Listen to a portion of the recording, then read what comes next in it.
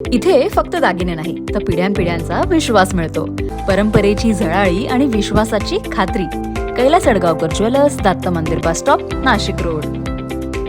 इंदिरानगरमधील प्रभाग क्रमांक 30 अंतर्गत नळेमळा परिसरात ड्रेनेजचे सांडपाणी थेट पावसाळी नाल्यात सोडण्यात येत असल्याच्या आरोपामुळे स्थानिक नागरिक संतप्त झालेले आहेत. दुर्गंधी, अस्वच्छता आणि साथीच्या रोगांचा वाढता धोका लक्षात घेता नागरिकांनी घटनास्थळी एकत्र येत प्रशासनाविरोधात तीव्र नाराजी व्यक्त केली. यावेळी नगरसेवक अजिंक्य साने यांच्याकडे नागरिकांनी आपल्या भावना व्यक्त करत तातडीनं उपाययोजना करण्याची मागणी केली आहे. परिसरातील नागरिकांनी हा प्रश्न नवीन नसून वारंवार तक्रारी करूनही कायमस्वरूपी तोडगा निघत नसल्याचा आरोप केला आहे. पावसाळ्यात परिस्थिती अधिकच गंभीर होत असून सांडपाण्यामुळे आरोग्याचा प्रश्न निर्माण होत असल्याचं नागरिकांनी म्हटलेलं आहे. नागरिकांनी केवळ आश्वासनावर न थांबता प्रत्यक्ष काम करून हा प्रश्न कायमच निकाली काढावा, अन्यथा तीव्र आंदोलन छेडण्याचा इशारा दिला आहे. रात्री नागरिकांनी ती गाडी तिथे थांबवली असता त्यांनी कर्मचाऱ्यांना विचारपूस केली की ही गाडी तुम्ही इथे काय खाली करताय.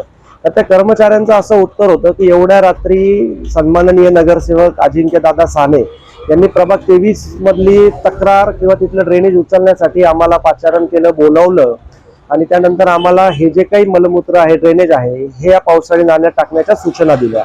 निंदनीय आहे. यामुळे आमच्या प्रभागातल्या तिथल्या स्थानिक परिसरातल्या नागरिकांचं आरोग्य धोक्यात येतं.